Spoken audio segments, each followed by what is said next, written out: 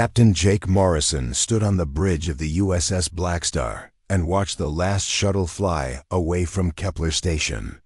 The small ship looked so tiny against the dark space around it. Inside that shuttle were the last 300 people who had lived and worked on the station. Now they were running for their lives. Jake pressed his hand against the cold metal wall next to him. The Blackstar was big, maybe the biggest ship humans had ever built. It was over a kilometer long and had thick armor plating that could stop almost anything. But looking out at the empty space where Kepler Station used to be busy with ships and people, Jake felt very small. Commander Lisa Park walked up to him. Her uniform was wrinkled and she looked tired. She had been working for 2 days straight to get everyone off the station. "Captain, that was the last group. Everyone is safe and heading back to Earth space." Jake nodded but did not smile. "How long do we have?" Lisa looked at her tablet. "The alien ships will be here in 6 hours, maybe less." The aliens called themselves the Vorth Collective. Jake had never seen one in person, but he had seen what they did to planets. They came in ships that looked like they were grown instead of built. The ships were dark and wet-looking, like giant insects. When the Vorth took over a world, they changed everything. The air, the water, even the ground became something else. Something alien. Humans could not live on worlds the Vorth had touched. 3 star systems had fallen in just 2 weeks. Millions of people were dead or missing. The human fleet had tried to stop them, but it was not enough. The Vorth ships could change and adapt. If you shot them with lasers, they grew armor that stopped.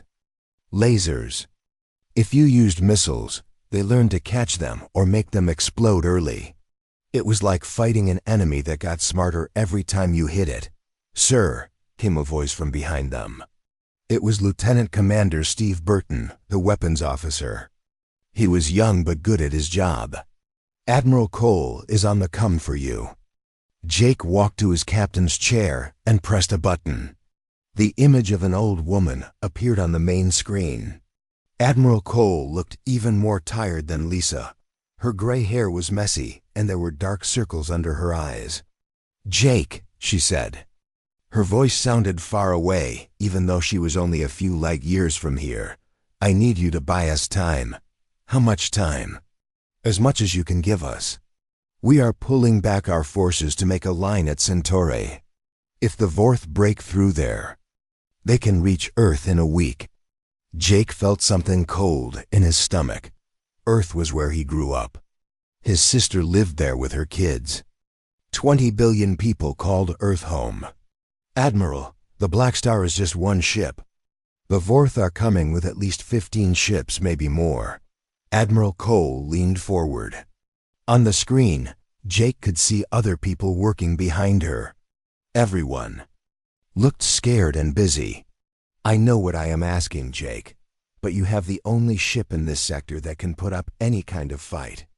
The experimental weapons, the new armor, the quantum drive. If anyone can slow them down, it is you." Jake looked around his bridge. His crew was listening. They all knew what this meant.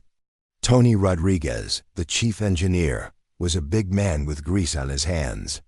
He had 3 kids back on Mars. Dr. Amy Walsh was the ship's scientist who studied alien life. She was young and smart and had just gotten married before this mission started.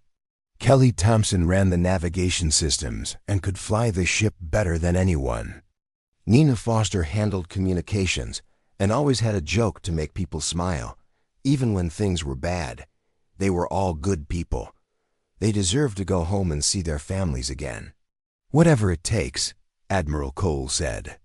"That is an order." "Captain," the screen went dark. Jake sat in his chair and felt the weight of 800 lives on his shoulders. The Blackstar had the biggest crew of any human ship. 800 people who trusted him to keep them safe. "Captain," Dr. Walsh said. She had been quiet during the conversation with the Admiral. "I have been studying the Vorth technology we captured from the last battle. There might be something we can use against them." "What kind of something?" Dr. Walsh looked uncomfortable. It is not ready yet, and it might be dangerous. Not just to the Vorth, but to us too. Before Jake could ask more questions, the ship's alarm started ringing. The lights on the bridge turned red. Chief Rodriguez's voice came over the speakers. "Captain, I am reading massive energy signatures dropping out of hyperspace. Distance 4 light hours and closing fast." Jake stood up. "How many ships?" 17, sir, all big ones." Jake felt his heart start beating faster. 17 ships was more than they had expected. Each Vorth ship was about as big as the Blackstar, but they had weapons that could adapt and change. Fighting 17 of them would be like fighting 100 human ships. "Nina, open a channel to the fleet," Jake said. Nina worked at her station for a moment. "Channel open, sir." Jake took a deep breath. He knew that everything he said next would be heard by the Vorth. It would probably be the last message anyone on Earth heard from the Blackstar. "This is Captain Jake Morrison of the USS Blackstar to the Vorth fleet. You are not welcome in this system. Turn around and leave, or we will stop you." The reply came quickly. The voice was strange, like several people talking at the same time. It did not sound quite human. "Human vessel, you are alone and weak. Surrender now, and your deaths will be swift. Continue to resist, and we will make your final moments last for days." Jake looked at his crew. Steve Burton was checking his weapons. Lisa Park was organizing the defensive systems. Tony Rodriguez was pushing the ship's engines harder than they were meant to go. Dr. Walsh was working on something at her station, her fingers moving fast over the controls. None of them looked scared. "They looked angry, Vorth fleet," Jake said. "I have a message for you. It is just 2 words. He paused and looked at each of his crew members. They all nodded at him. "Come and take it." Jake cut the communication channel. The bridge was quiet except for the sound of the ship's engines and the beeping of computers. Outside the windows, space looked peaceful and empty. But Jake knew that in a few hours, this empty space would be full of weapons fire and exploding. "Ships, Steve, load all weapons, everything we have." "Yes, sir." "Plasma cannons are charging. Missile tubes are loaded. Point defense systems are online." "Tony, how is the quantum drive?" "Running hot, Captain.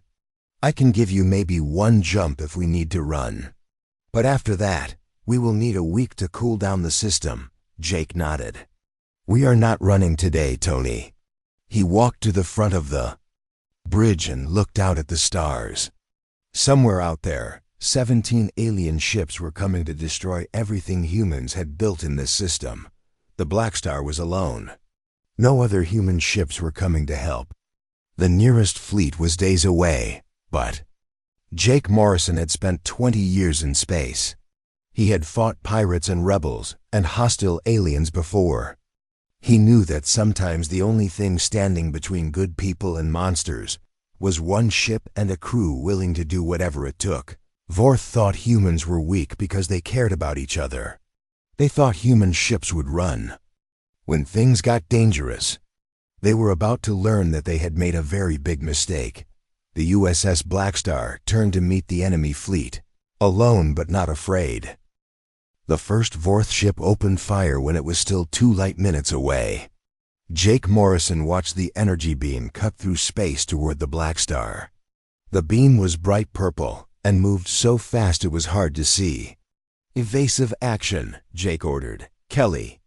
Thompson's hands moved over her controls. The big ship turned and dove, but it was not fast enough. The purple beam hit the Blackstar's left side. The whole ship shook like it had been hit by a giant hammer. "Damage report," Jake called out. "Hull breach on deck 12, Lisa Park said, reading from her screen. "We lost 2 plasma cannons and the armor is melted through in 3 places." Jake felt his stomach drop. 1 hit from 1 ship had done that much damage. They were facing 17 ships. "Return fire," he ordered. Steve Burton pressed his controls. 6 plasma cannons fired at once. The bright blue beams reached out across space and hit the nearest Vorth ship. For a moment, Jake felt hope. The alien ship's dark hull began to glow and crack. But then something strange happened. The Vorth ship began to change. The damaged parts grew back like healing skin. In less than a minute, the ship looked like nothing had happened to it. "They are adapting," Dr. Walsh said from her station.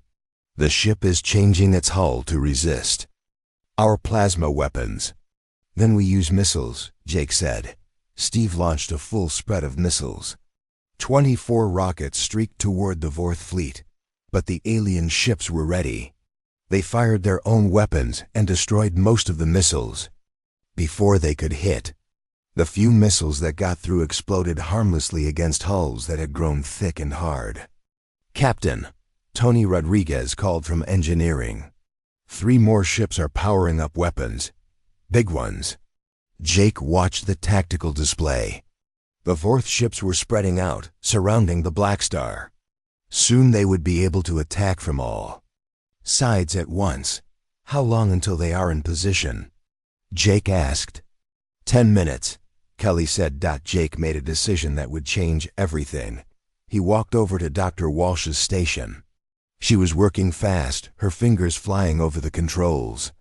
Data scrolled across her screen faster than Jake could read. "Amy, you said you had something that might work against them. What is it?" Dr. Walsh looked up at him. Her face was pale and worried. "Captain, it is not ready, and it is very dangerous. More dangerous than letting them kill us." Dr. Walsh took a deep breath. "We developed it for terraforming new planets. It is called a nanoplague. Tiny machines that can break down organic matter at the molecular level. They eat through biological material and make copies of themselves as they go." Jake felt cold. "You want to use a weapon that eats living things?" "The Vorth ships are partly biological. Their hulls are grown, not built. The nanoplague should be able to dissolve them from the inside out." "Should be able to?" "We never tested it on alien biology. And once we release it, we cannot control. It will keep spreading and eating until it runs out of organic matter to consume." Jake looked back at the tactical display. The Vorth ships were getting closer. 2 more energy beams hit the Blackstar. The lights flickered and sparks flew from damaged control panels. "Hull breach on Deck 8, Lisa reported. "We are losing atmosphere fast." Jake made his choice. "Do it. Deploy the nanoplague." "Sir, I need to warn you. The plague will not just affect the Vorth ships. Any organic matter it touches will be consumed. That includes parts of our own ship. And if anyone gets exposed to it, double quotes. I understand. How do we deploy it?" Dr. Walsh's hands shook as she worked. "We need to get it inside their ships. The fighters can carry it. But whoever flies those missions will not be coming back." Jake turned to Steve Burton. "Get me 6 volunteers. Tell them exactly what they are volunteering for." Steve nodded and spoke into his headset. Within minutes, 6 pilots had stepped forward. Jake knew all of them. Ben Carter was the best pilot on the ship. He had a wife and baby daughter back on Earth. The others were young and brave and had their whole lives ahead of them. "Sir," Ben said when he arrived on the bridge, "we know what we are signing up for. Get us close to those alien ships and we will deliver your package." Jake wanted to say something heroic, something that would make their sacrifice mean more. But looking at these young people who were about to die for humanity, he could only manage 2 words. "Thank you." The fighters launched 15 minutes later. Each small ship carried a container of the nanoplague. The pilots flew straight at the Vorth fleet, dodging energy beams and alien missiles. Jake watched on the main screen as the tiny human ships weaved between the massive alien vessels. Ben Carter was the first to reach his target. His fighter crashed into the side of a Vorth ship and exploded. For a moment, nothing happened. Then the alien ship began to change. Parts of its HFY started to dissolve. The dark biological material turned gray and crumbled away. "It is working," Dr. Walsh said. But her voice did not sound happy. The other fighters reached their targets. 5 more Vorth ships began to dissolve as the nanoplague spread through. Their biological hulls. The alien ships tried to adapt, but they could not change fast enough. The plague ate through their defenses faster than they could grow new ones. But then, Jake saw something that made his blood freeze. The nanoplague was not stopping. It was jumping from ship to ship, spreading through space itself. Any organic debris, any biological material floating in the void, became food for the tiny machines. "Amy, you said it would only affect the Vorth ships." Dr. Walsh was staring at her instruments. "It should have, but it is adapting too. The plague is learning to consume different types of organic matter. It is getting stronger." On the main screen, Jake watched 3 more Vorth ships crumble and fall apart. But the plague was spreading faster now. It reached a piece of wreckage from one of the human fighters and consumed it in seconds. "Captain," Kelly said. Her voice was quiet and scared. "The plague is heading toward us." Jake looked at the tactical display. A cloud of tiny machines was moving through space toward the Blackstar. It was small now, but growing bigger as it found more material to consume. "How long until it reaches us?" Jake asked. "At current speed, maybe 20 minutes. Can we outrun it?" Tony Rodriguez answered from engineering. "Not with the quantum drive. It needs 4 hours to charge up. We could try regular engines, but we would not be fast enough." Jake realized what they had done. In trying to save humanity, they had created something that might destroy them all. The nanoplague was out of control, eating everything in its path and getting stronger, but at least it was working on the Vorth. 10 alien ships were gone, dissolved into nothing. The remaining 7 ships were trying to retreat, but the plague was faster than they were. "Sir," Nina Foster said from her communication station, "I am picking up a transmission from the Vorth fleet. They are not speaking to us. They are talking to each other. Can you translate it? Some of it." "They are scared, Captain. They are calling us demons. They say humans are monsters who destroy everything they touch." Jake looked around his bridge. His crew was working frantically to find a way to stop the plague before it reached them. They had maybe 15 minutes to live, but they were still trying to save the ship. "Maybe they are right," Jake said quietly. "Maybe we are monsters." But as he watched the last of the Vorth ships dissolve into space dust, Jake knew he would make the same choice again. Sometimes monsters were exactly what the universe needed. The nanoplague reached the Blackstar 12 minutes later. Jake Morrison stood on the bridge and watched his ship begin to die. The plague started with the outer hull, eating through the biological components that helped seal the armor plates.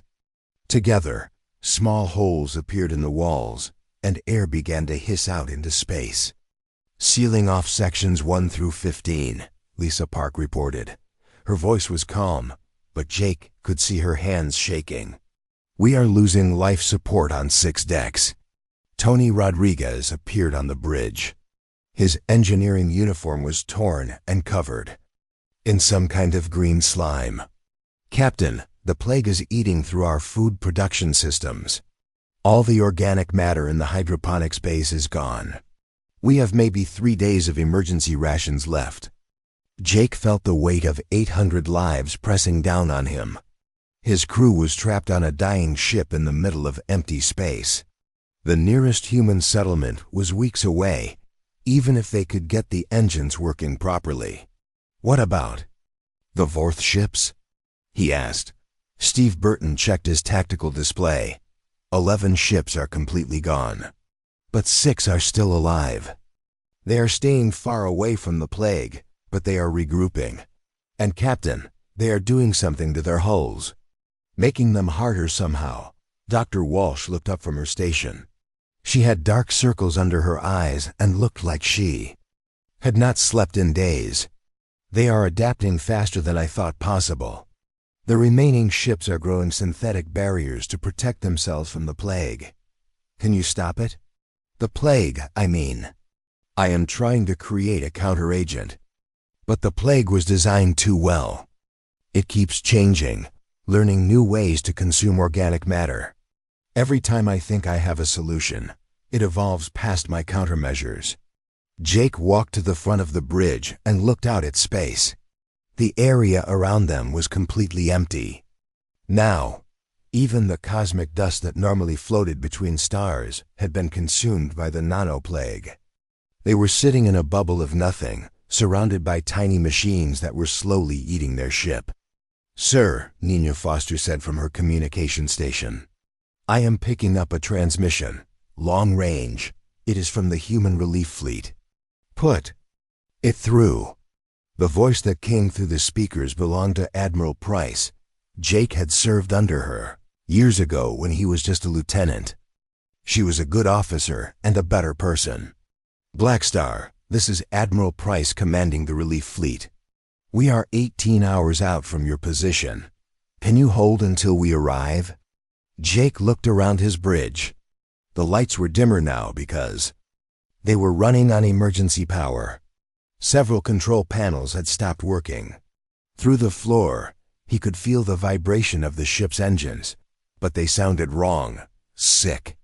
"Admiral, we have the situation under control," Jake lied. "The Vorth fleet has been neutralized." "Understood, Blackstar. We are reading some strange energy signatures in your area. Is everything all right?" Jake almost laughed. Everything was definitely not all right. His ship was being eaten alive. His crew was running out of air, and somewhere in the darkness, 6 alien ships were preparing for another attack. "We encountered some experimental technology. Nothing we cannot handle." There was a pause. Jake knew Admiral Price well enough to know she could hear the lies in his voice. But she also understood that sometimes captains had to make hard choices. "Copy that, Blackstar. We will be there as soon as possible." Price out.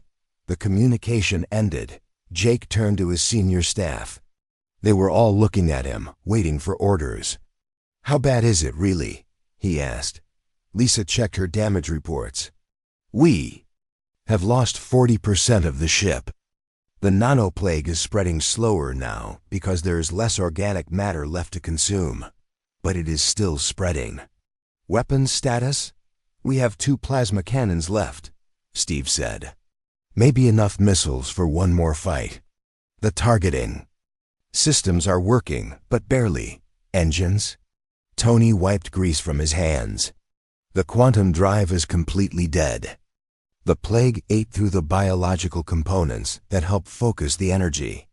We have regular engines, but they are running on maybe 20% power." Jake nodded.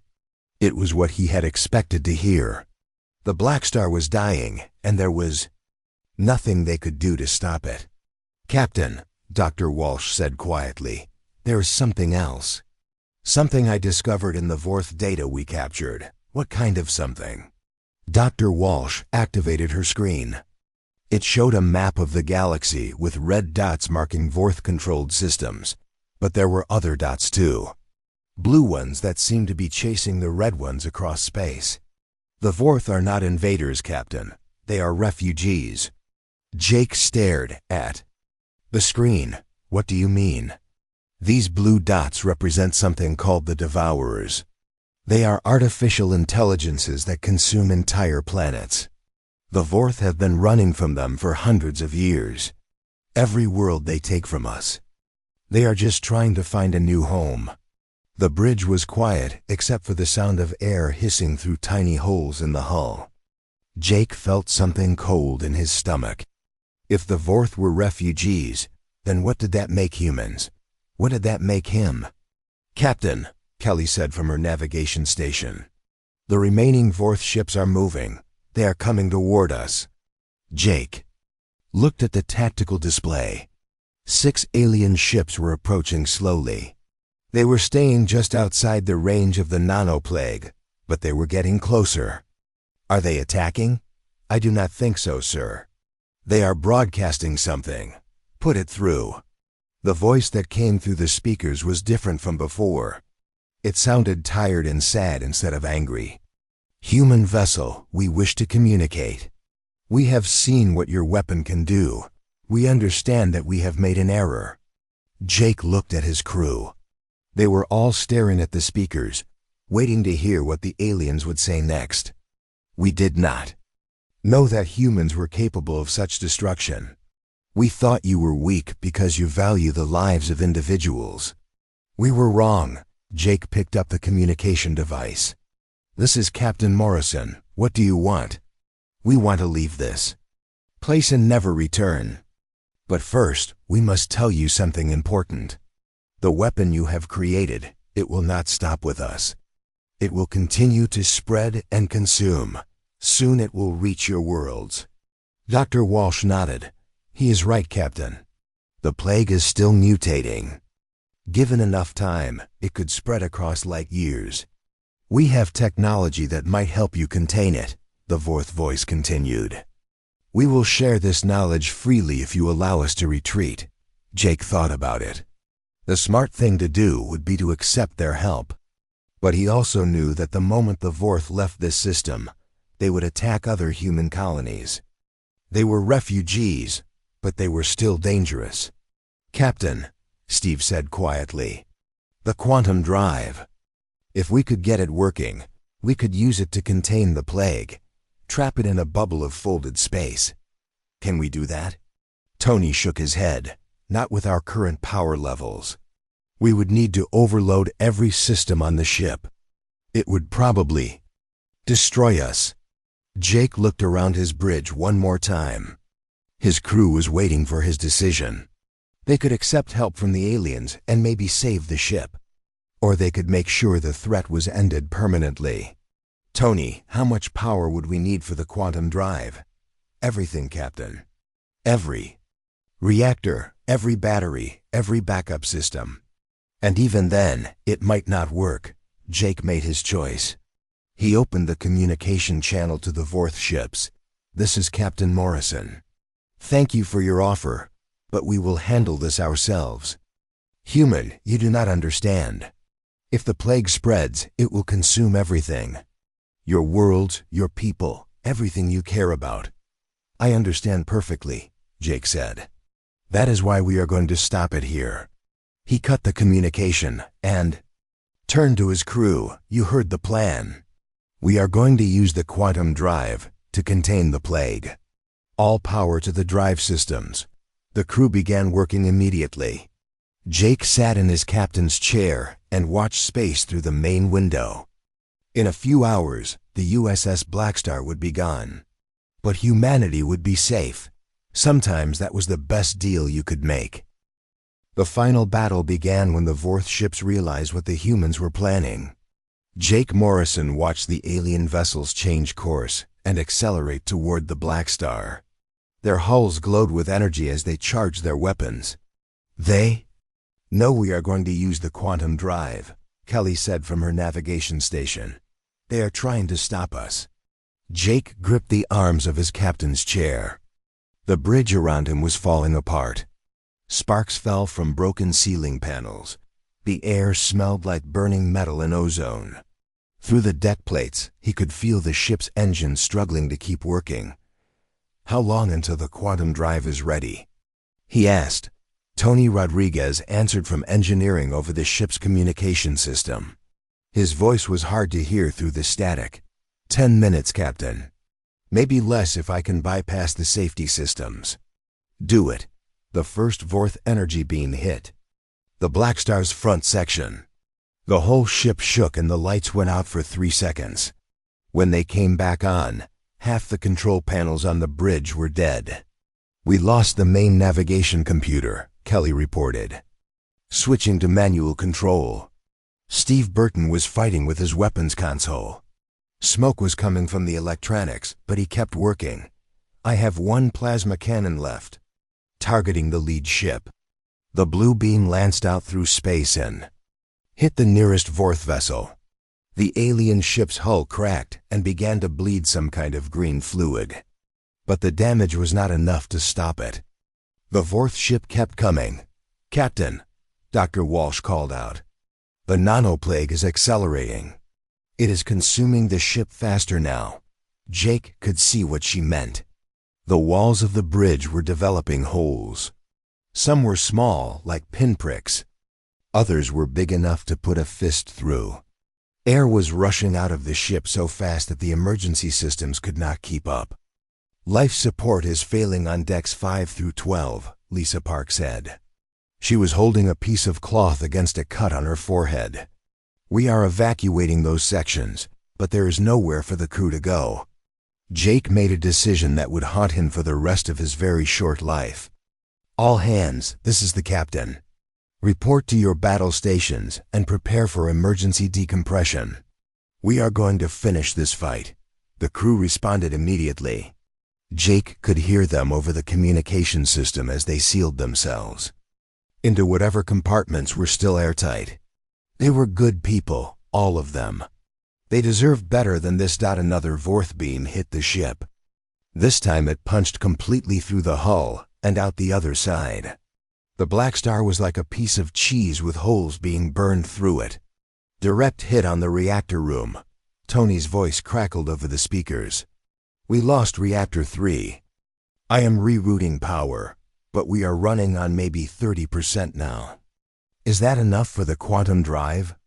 "It will have to be, Captain." The second Vorth ship opened fire, then the third. Energy beams crossed space and hit the Blackstar from 3 different directions. Each hit took away more of the ship. Jake watched sections of his vessel simply disappear, turned into vapor by alien weapons. "Hull breach on the bridge," someone shouted. Jake could not tell who because his ears were ringing from the explosions. He looked up and saw a hole in the ceiling above his head. Air was rushing out so fast that loose papers and debris were being sucked into space. The emergency force field flickered on and off, trying to seal the breach but failing. "Sir," Nina Foster said. She was holding onto her communication console to keep from being pulled toward the hole. "I am reading massive power buildup from the Vorth ships. They are preparing to fire everything they have." Jake knew they were out of time. The aliens were going to destroy what was left of the Blackstar before the quantum drive could activate. Unless he did something drastic. "Tony, forget the safety systems. Overload every reactor we have left. Channel everything into the quantum drive." "Captain, if I do that, the ship will tear itself apart." "The ship is already tearing itself apart. Do it now." Jake could hear Tony working in the engine room. The sound of the ship's reactors changed, becoming higher and more urgent. Power flowed through the Blackstar's dying systems like electricity. Through a damaged wire, the Vorth ships fired their final barrage. 6 massive energy beams converged on the Blackstar at the same time. The ship's remaining shields lasted for maybe 2 seconds before they collapsed. The beams hit the hull and began cutting through it like lasers through paper. But the quantum drive activated first. Space around the Blackstar began to bend and twist. Reality folded in on itself, creating a bubble of altered physics around the dying human ship. The nanoplague, which had been spreading outward in all directions, suddenly found itself trapped in a pocket of space that was no longer connected to the rest of the universe. "It is working," Dr. Walsh shouted over the noise of the collapsing ship. "The plague is contained. It cannot spread beyond the quantum field." Jake felt a moment of satisfaction. They had done it. Humanity was safe. The nanoplague would not reach Earth or any other human world, but the victory came at a price. The quantum field was also trapping the Blackstar and the remaining Vorth ships. They were all caught in a bubble of space that was slowly collapsing in on itself. "How long do we have?" Jake asked. "Minutes," Dr. Walsh said. "The quantum field is unstable. When it collapses, everything inside will be compressed to a single point." Jake opened the ship's communication system to broadcast on all frequencies. He wanted to make sure his final message reached the human fleet that was still hours away. This is Captain Jake Morrison of the USS Blackstar to any human vessels receiving this transmission. We have successfully contained the alien threat and the experimental weapon. Both are neutralized. Repeat, the threat is neutralized. He paused and looked around his bridge. His crew was still working, even though they all knew they were about to die. Lisa was coordinating damage control teams that would never finish their repairs. Steve was targeting weapons that would never fire again. Kelly was plotting courses they would never fly. I want to go on record that the crew of the USS Blackstar performed their duties with courage and honor in the face of impossible odds. They gave their lives so that humanity could continue to exist among the stars. Jake could see the Vorth ships through the main window. They were caught in the same quantum field, being pulled toward the same destruction. The aliens had stopped firing. Maybe they understood that the battle was over for all of them. To Admiral Price and the relief fleet, our tactical data and research notes are in the message beacon. We launched 20 minutes ago. Dr. Walsh's work on the nanoplague technology should be studied and secured. Never let anyone use it again. Unless there is no other choice. The quantum field was collapsing faster now. Jake could see space itself bending and warping around them. Stars in the distance looked stretched and distorted. This is our final transmission. Tell Earth what happened here. Tell them that when humanity is threatened, we do not surrender. We do not compromise. And we do not leave threats alive to hurt others. The ship's power systems began failing. The lights went out one by one. The air stopped moving. The only sound was the groaning of metal as the Blackstar was slowly crushed by forces beyond human understanding. Tell them, Jake said into the failing communication system, that nothing survived when the USS Blackstar went to war. The quantum field collapsed completely. The Blackstar, the 6 remaining Vorth ships, and every trace of the nanoplague were compressed into a single point of infinite density. For just a moment, that point shone brighter than a star. Then there was nothing but empty space and silence. Miles away, a small message beacon drifted through the darkness, carrying the final words and research data of the USS Blackstar toward the approaching human fleet. It was the only thing left to prove that 800 brave souls had once stood between humanity and extinction. And had won. Admiral Helen Price stood on the bridge of her flagship and stared at the empty space where the Blackstar should have been. Her fleet of 12 ships had arrived exactly 18 hours after Jake Morrison's final transmission. But there was nothing to rescue. No wreckage, no survivors, no sign that one of the biggest space battles in human history had happened here. Sensors are reading nothing, Admiral, her navigation officer reported. No debris, no energy signatures, no trace of ships. Even the cosmic dust is gone. Helen had known Jake Morrison for 15 years. He was stubborn, brave, and sometimes too willing to take risks. But he was also honest. If Jake said the threat was neutralized, then it was neutralized. The question was what price he had paid to make that happen. Did we recover the message beacon? Helen asked. Yes, ma'am. It contains the ship's final data, logs and research files. Also a personal message from Captain Morrison. Helen walked to her command chair and sat down. Around her, the bridge crew was quiet. They all knew what had happened here, even if they could not see the evidence. Play. The message. Jake's voice filled the bridge. He sounded tired but determined. Helen, if you are hearing this, then the Blackstar is gone and the mission is complete. The Vorth fleet has been destroyed and the experimental weapon has been contained. Both threats to humanity have been eliminated. Helen closed her eyes. She had sent Jake here to buy time, but he had done much more than that. The research data will show you what Dr. Walsh created. It is the most dangerous weapon humans have ever built. I recommend it be locked away and never used again unless there is absolutely no other choice. Some victories cost too much. The message continued for several more minutes. Jake explained the battle, the nanoplague, and the final decision to use the quantum drive to contain everything. His last words were simple. Take care of our families, Helen. Tell them we died doing our jobs. When the message ended, the bridge was silent. Helen looked out at the empty space and made a decision that would change human history. Communications, send a message to Earth, high priority, direct to the President and the Military Council. Tell them that humanity just proved something important to the galaxy. Tell them that we do not surrender, we do not compromise, and when threatened, nothing survives. The message was sent within the hour. By the next day, every human colony had heard the story of the USS Blackstar. By the end of the week, the story had reached alien worlds throughout the galaxy. The reaction was immediate and dramatic. 3 alien species that had been planning attacks on human colonies canceled their operations.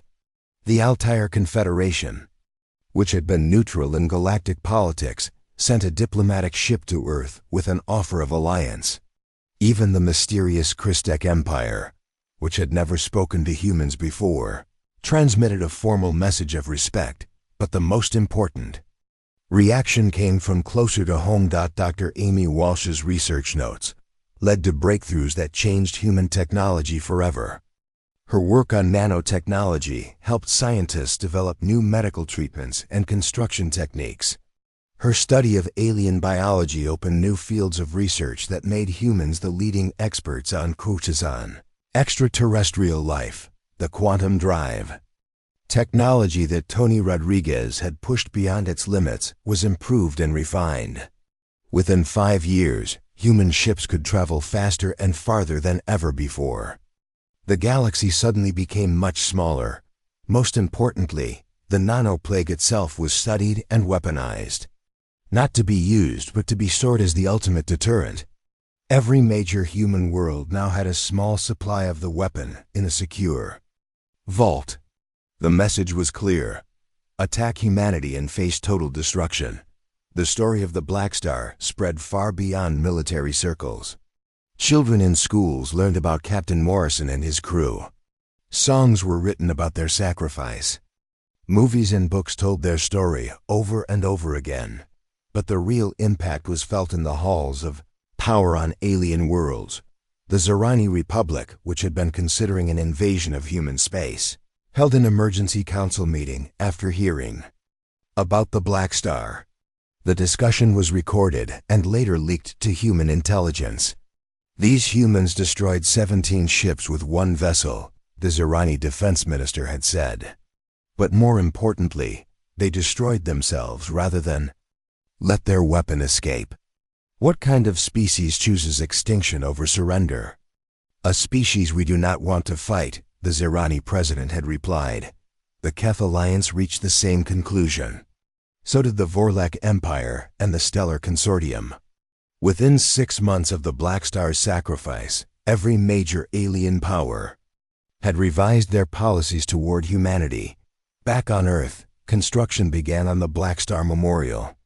It was not a statue or a building, but something more permanent.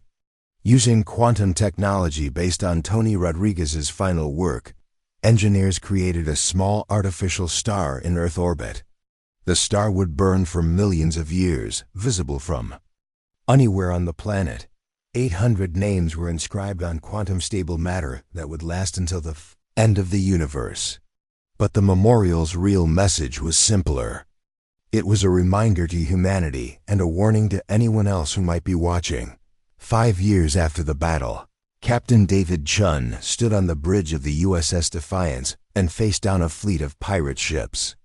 The aliens had attacked a human colony and killed thousands of innocent people. Now they wanted to negotiate. "Human vessel," the pirate leader transmitted. "We wish to discuss terms for your surrender." David looked at his crew. They were young and eager, ready to fight but hoping they would not have to. David had served on the original Blackstar as a lieutenant. He knew what real sacrifice looked like. Unknown vessels, David replied. I am Captain Chun of the Human Defense Force. You have 30 seconds to surrender unconditionally or retreat from this system. You are outnumbered 15 to 1, human. You cannot possibly win, David smiled. It was not a pleasant expression. I suggest you ask your historians about the USS Blackstar before you make that assumption. There was a long pause. Then the pirate ships began turning away. We withdraw from this system, the alien leader said. We will not return. David watched them go. The Defiance had not fired a single shot. That became the new reality for humanity. Most conflicts ended before they began.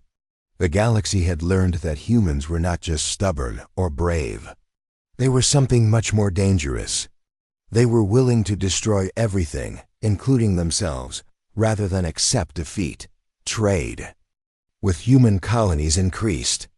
Diplomatic missions arrived regularly. Alliance offers came from species that had never shown interest in working with anyone before. But there were also whispers and rumors. Stories told in the dark corners of alien space stations and trading posts. Tales of a human ship that had chosen destruction over surrender. Legends about a species that would rather burn the galaxy than let their enemies win. The truth was simpler and more terrifying. Humanity had proven that survival was not their highest priority. Honor was. Protecting others was. Making sure their enemies could never hurt anyone else was worth any price, including extinction. 10 years after the Blackstar's final battle, an alien diplomat visited Earth. During a formal dinner, she asked the human ambassador a question that had been bothering her people. Why did they do it? Why did Captain Morrison choose to destroy his own ship when he could have escaped? The human ambassador thought for a moment before answering. Because some things are more important than living. And sometimes the only way to win is to make sure your enemy loses everything too. The alien diplomat left Earth the next day with a new understanding of humanity. She carried a message back to her people that spread throughout the galaxy. Humans were not the strongest species in space. They were not the smartest or the fastest or the most advanced. But they were something else entirely. They were the species that would choose mutual destruction over surrender. They were the people who would sacrifice everything to protect what they loved. And that made them the most dangerous species in the galaxy. The legend of the USS Blackstar lived on, growing stronger with each telling. It became humanity's shield and sword, protecting them from enemies while opening doors to new friendships. Nothing had survived when the USS Blackstar went to war. But in losing everything, humanity had won something much more valuable than victory. They had won respect.